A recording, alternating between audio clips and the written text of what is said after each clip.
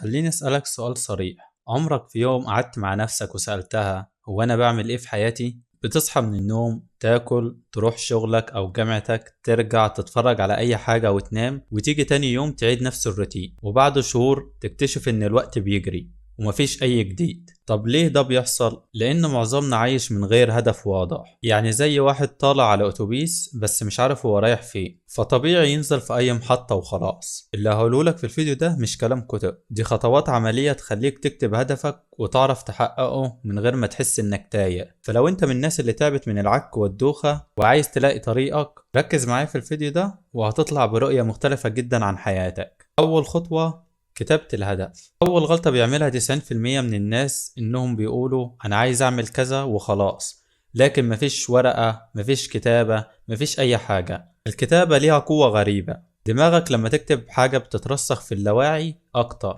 خلينا أديك مثال. تخيل إنك دخلت سوبر ماركت كبير من غير ورقة مشتريات، إيه اللي هيحصل؟ هتشتري حاجات ملهاش لازمة وتنسى الأساسيات. لكن لو داخل ومعاك ورقة هتطلع باللي انت عايزه بالظبط. نفس الفكرة في حياتك، يعني ما تكتبش عايز ابقى غني، دي جملة عامة وفاضية، لكن تكتب عايز اوفر 50,000 جنيه خلال سنتين عشان ابدأ مشروع صغير. شايف الفرق؟ الاول حلم سايب، التاني خطة ممكن تبدأ فيها النهاردة. الخطوة التانية، خلي الهدف محدد. ايه مشكلة عايز انجح مبهمة؟ النجاح بالنسبة لك غير النجاح بالنسبة لي. خليني احكي لك حكاية صغيرة. كان في واحد شاطر جدا طول الوقت بيقول انا عايز انجح في حياتي. طب يعني ايه تنجح؟ مرة يقول لي النجاح انه بيجيب تقدير عالي في الكلية، مرة يقول لي النجاح انه يسافر بره، مرة يقول لي النجاح انه يفتح مشروع. الموضوع بالنسبة له كان زي واحد بيجري في كل الاتجاهات وفي الاخر ما بيوصلش الحته. لكن لما قعد وكتب انا عايز اخلص الكليه بمعدل عالي واتدرب في شركه برمجه قبل ما اتخرج، هنا دماغه بقت مركزه على حاجه واضحه. هو ده الفرق بين واحد بيتحرك في ضباب وواحد شايف طريقه قدامه. الخطوه الثالثه،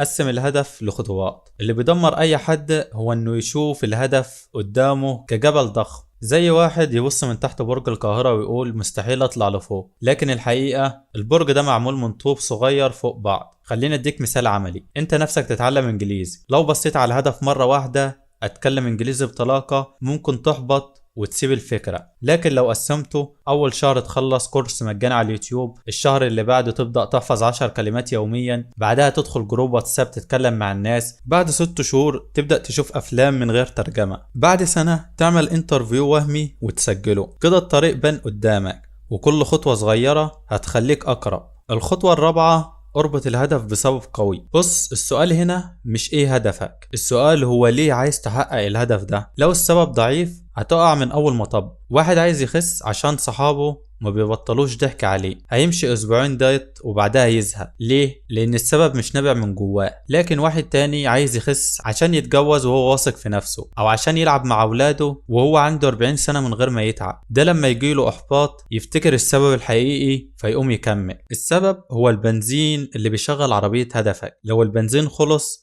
مش هتكمل حتى لو الطريق مرسوم. الخطوة الخامسة، المرونة. في ناس بتشوف ان الخطة لازم تمشي زي ما هي مكتوبة بالحرف، لكن الحياة يا صاحبي مليانة مطبات. ممكن تيجي أزمة، ممكن فلوسك تقل، ممكن ظروف تتغير. المهم انك ما تسيبش الهدف نفسه. غير الخطة بس ما تغيرش الاتجاه. تخيل واحد كان ناوي يسافر يتعلم بره، الظروف وقفت، ممكن يستسلم ويقول خلاص كده الحلم ضاع، او يشوف كورسات اونلاين ويبدأ يتعلم بنفسه. الفرق بين الاتنين ان الاول شايف ان الطريق اتقفل، والتاني فاهم ان في طريق تاني يوصلوا لنفس الهدف. الخطوة السادسة، احتفل بالإنجازات الصغيرة. انت عارف ايه اللي بيخلي اغلب الناس يسيبوا نص الطريق؟ انهم مش شايفين اي نتيجة. تخيل بتجري ماراثون ومفيش اي حد يقولك برافو قطعت 10 كيلو، قطعت 20، هتحس انك مش ماشي لقدام. عشان كده لازم تحتفل بالحاجات الصغيرة. خلصت كتاب، اخرج اليوم. وصلت لنص المبلغ اللي بتوفره، كافئ نفسك بحاجة بتحبها. نجحت في انك تذاكر ساعة يوميا لمدة اسبوع، قول لنفسك انا جامد.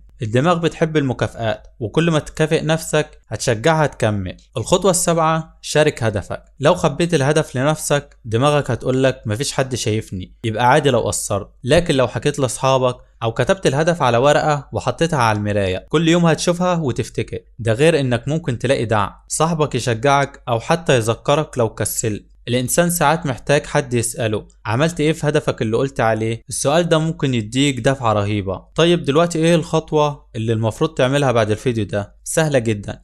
هات ورقة وقلم واكتب هدف واحد نفسك تبدأ فيه من النهاردة، حدده كويس، قسمه خطوات صغيرة، واسأل نفسك ليه عايز احققه، واكتب اول خطوة بسيطة تبدأها خلال 24 ساعة. ما تقولش بكرة لانه بكرة هتأجله لبعده وهيفضل بكرة طول عمرك. انت ممكن تبدأ من دلوقتي. والفرق بين واحد حياته ماشية بالبركة وواحد حياته مليانة انجازات ان التاني كان عنده هدف واضح. انا عايزك تكتب في الكومنتات ايه الهدف اللي ناوي تبدأ فيه بعد الفيديو ده. ولو عجبك الفيديو اعمل لايك وشارك الفيديو مع صاحبك اللي محتاج يلاقي بوصلة في حياته. اوعى تنسى البداية الصغيرة اللي تعملها النهاردة ممكن تغير حياتك كلها بعد سنة. سلام.